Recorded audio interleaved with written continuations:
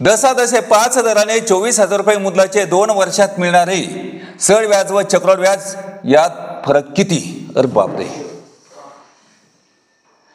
म्हणजे डोकं कसं लावणं याच्यामध्ये तुमच्या मनात आलंय पहिलं चक्रवाढ व्याज काढायचं जास्त असतं ते काढायचं, 2 नंबर सरळ व्याज काढायचं आणि चक्रवाढ व्याजामधून सरळ व्याज वजा करायचा.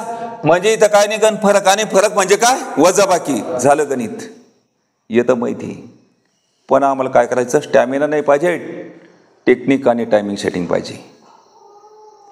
स्टॅमिना अभ्यासामध्ये असू द्या, पण टेक्निक आणि टायमिंग सेटिंगमध्ये पेपरमध्ये असू द्या. काय म्हणतो तुम्हाला? अभ्यासाचा स्टॅमिना, स्टॅमिना सोबत टेक्निक आणि टायमिंग सेटिंगमध्ये, स्टॅमिना सोबत टायमिंग सेटिंग आणि टेक्निक शिकायचं आहे आणि पेपरमध्ये त्याचा अवलंब करायचा. कारण कशाची गरज आहे? टेक्निक आणि टायमिंग सेटिंगची आवश्यकता कोणामध्ये आहे? पेपरमध्ये. म्हणून तुम्हाला स्टॅमिना सोबत ह्या 2 गोष्टी शिकायच्या.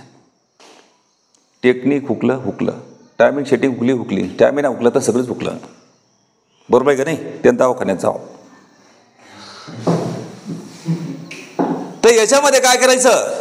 ना इथं सरळ व्याज काढायचं ना चक्रवाढ व्याज काढायचं, आम्हाला डायरेक्ट उत्तर पाहिजे. मग आता इथं काय करायचं? मुद्दल किती आहे सांगा? 24,000 असेल याची मुद्दल, टेन्शन घ्यायचं नाही. आता इथं दर किती आहे? 5 आहे. वर्ष किती आहे? मग किती वेळेस लिहायचं ते? 5 2 वेळेस. 5/100 गुणिला 5/, काऊन? वर्ष 2 आहे. का म्हणून? वर्ष 2 आहे म्हणून.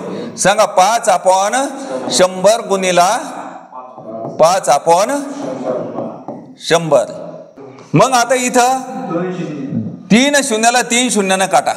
काटलं का?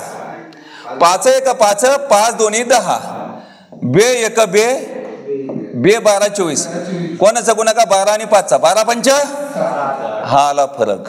झालं गणित.